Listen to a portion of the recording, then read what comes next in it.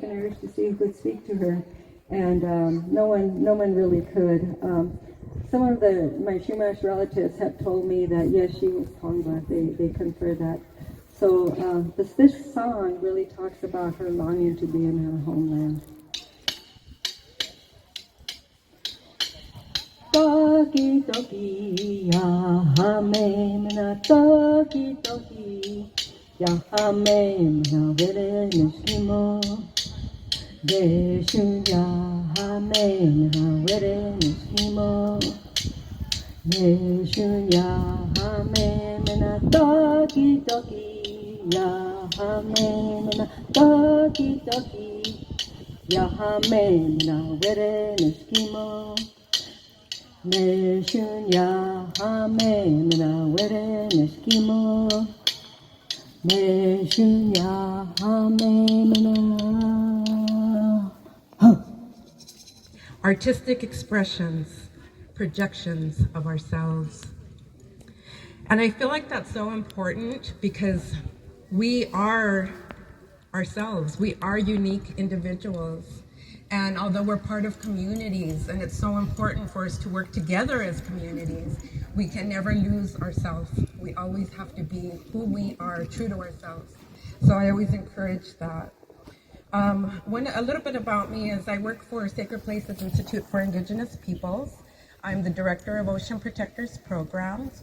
And I also work with the IYEJ program, which is our Environmental Youth Justice. I specifically work with Homeboy Art Academy, and I have healing circles with these young adults and youth. And my main purpose, because Homeboy is a wonderful program. They have so many things to help these formerly incarcerated people thrive here with freedom, right? But the one thing that they were missing was the pieces of culture, planting those seeds of indigeneity, letting them have that pride from way back to ancestral times. Because they'll say, well, but we're not native, we're from Mexico. There were native people in Mexico. All of the Americas, from Canada to the tip of South America, we are indigenous, right? So don't forget that part of you. Yeah, sometimes we're mixed. Sometimes we have other things in our bloodline. But you are indigenous as well, and celebrate that. Think about your ancestors and how much they left us. We are resilient. The Tongva people went through 5 different genocides. But guess what? Ekwa Hashem, we are still here. And we're still here because of those teachings that our ancestors left us. Those teachings of living in reciprocity. And I always say reciprocity, it's not just a word. If you look up what reciprocity means in the dictionary, it's different to us. Because for us, it's a way of living. It means that you don't take anything without asking for permission. And you don't take anything without first giving a gift. And then you only take what you need so you never waste, right? And so there's this respect and reciprocity you give before taking. Let's think about that as the plant animals, the plant peoples, I'm sorry.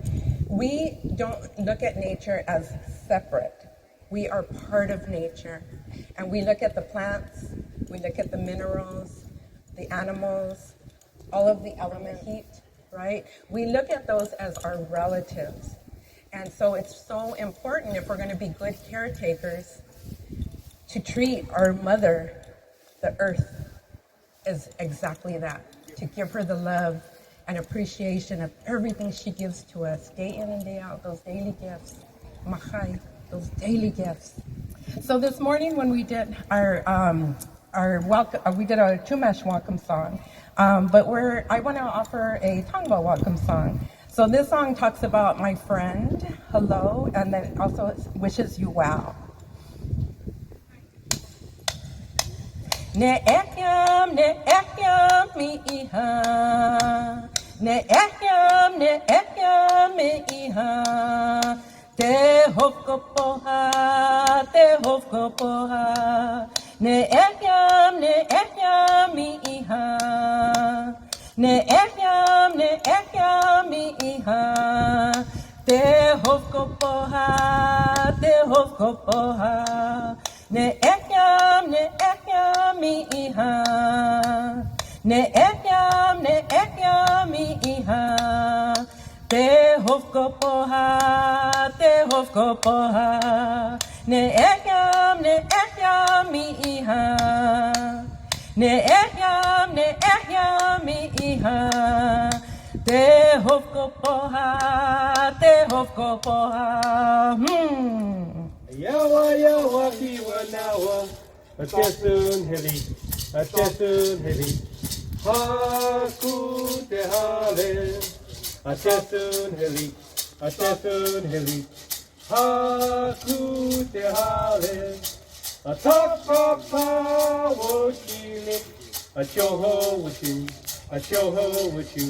a yawa kiwa nawa, a yawa kiwa nawa.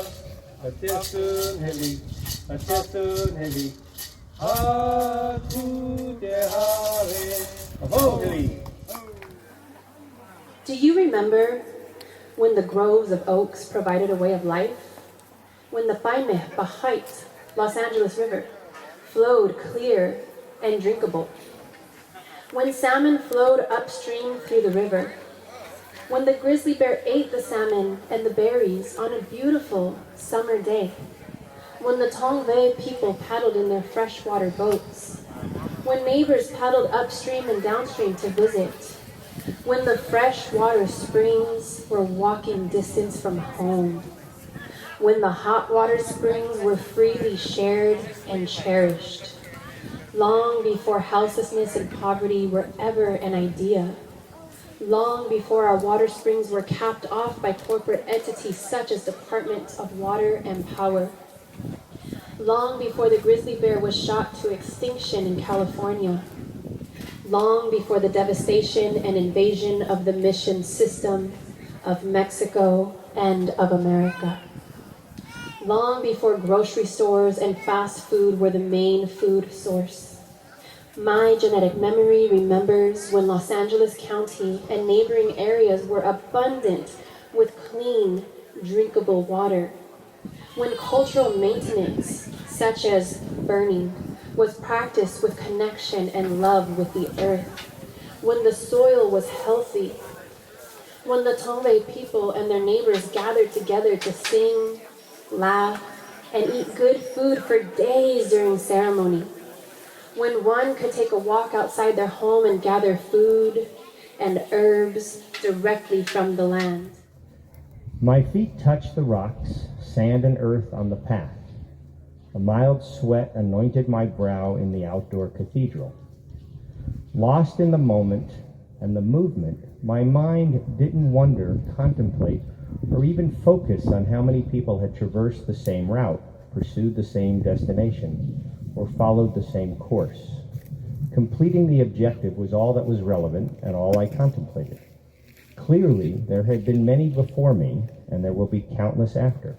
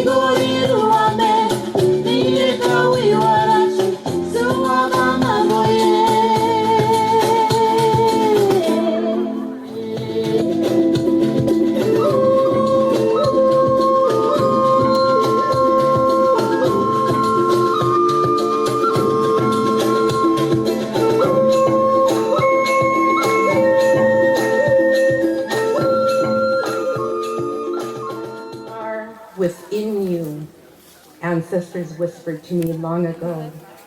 We are part of you. We surround you. We guide you. We are within you. Keep loving thoughts. Lead with strength. Walk softly. We are within you. Trust in spirit. Revive the teachings. Share our culture. We are within you. Bend like the willow. Never break. Accept and appreciate the wind. We are within you. Do not use genetic memory to dwell on trauma. Use it instead to focus on resiliency. We are within you. We watch you. We accompany you. We are you. We are within you. But I think we wanted to talk to you a little bit of our experiences and I think the far-fetching realm that we have come to know by retrieving our language. What's been your experience, Tina? Well, I'll also tell you what brought me to language was similar. I wanted to learn to make songs, but I also wanted to pray in our traditional language.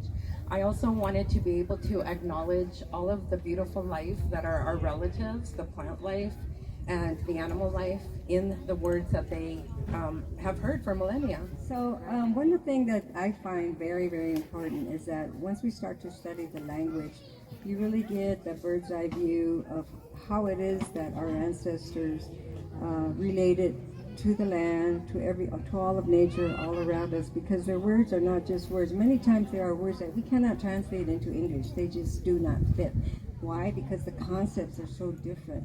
So if we have a word that, has sort of what it means, and then we play into it because we have that understanding, because we've been trained up by our relatives to think a different way in terms of how and where we are with our land, with our animal, with our plants. 1, 2, 3.